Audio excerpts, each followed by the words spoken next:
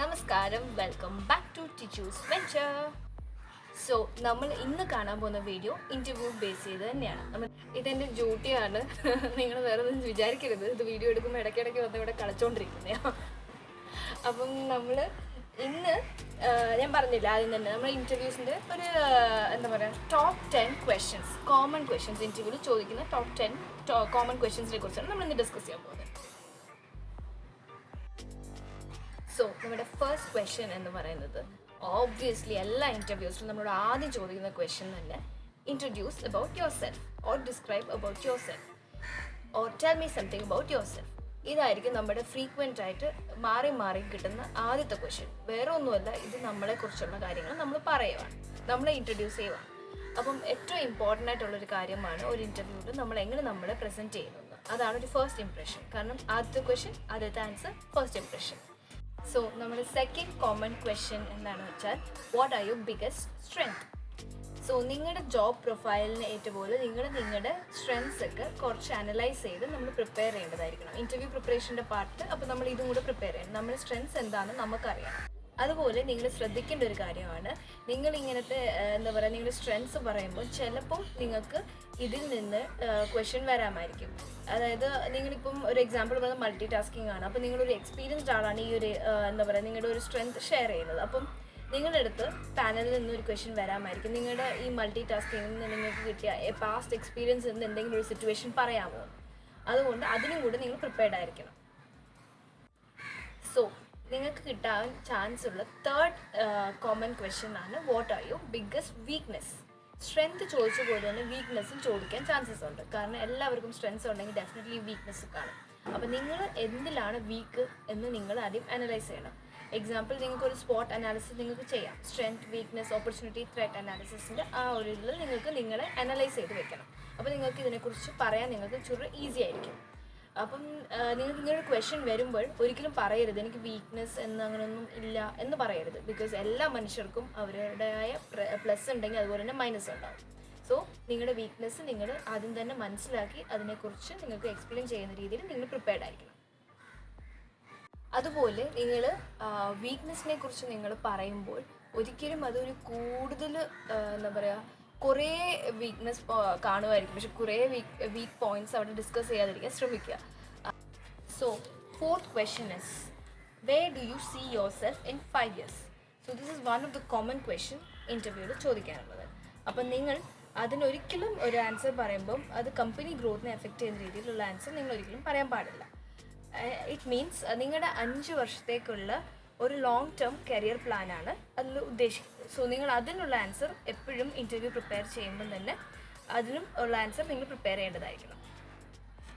So our fifth question will be why should we hire you.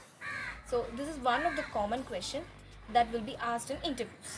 So it means കമ്പനിക്ക് നിങ്ങളെ higher ചെയ്യുന്നതിൽ, നിങ്ങളെ select ചെയ്യുന്നതിൽ കമ്പനിക്ക് എന്താണ് ബെനിഫിറ്റ്, എന്താണ് ഗുണമെന്ന് നിങ്ങളതിൽ പറയാൻ പറ്റണം. അതായത് ഈ കമ്പനി നിങ്ങളെ ഹയർ ചെയ്യുന്നതിൽ കമ്പനിക്ക് എന്താണ് ബെനിഫിറ്റ്, അതാണ് ഈ ക്വസ്റ്റ്യൻ്റെ ആൻസർ. സോ അതിന് നിങ്ങൾ പ്രിപ്പയർ ചെയ്യേണ്ടതായിരിക്കണം. So the sixth common question would be what do you know about this company. So എല്ലാ ഇൻ്റർവ്യൂസിലും നിങ്ങൾക്ക് ഇങ്ങനത്തെ ഒരു ക്വസ്റ്റ്യൻ പ്രതീക്ഷിക്കാവുന്നതാണ്. ഈ കമ്പനിയെക്കുറിച്ച് നിങ്ങൾക്ക് എന്തൊക്കെ അറിയാവുന്നത്. അതായിരുന്നു ഞാൻ ആദ്യത്തെ എപ്പിസോഡിൽ പറഞ്ഞിട്ടുണ്ടായിരുന്നല്ലോ, നമ്മളൊരു കമ്പനീനെ കുറിച്ച് റിസർച്ച് ചെയ്യണം ഒരു ഇൻ്റർവ്യൂവിന് പോകുന്നതിന് മുമ്പ്. സോ നമുക്ക് ആ ക്വസ്റ്റ്യൻ ഇവിടെ കിട്ടുന്നതായിരിക്കും.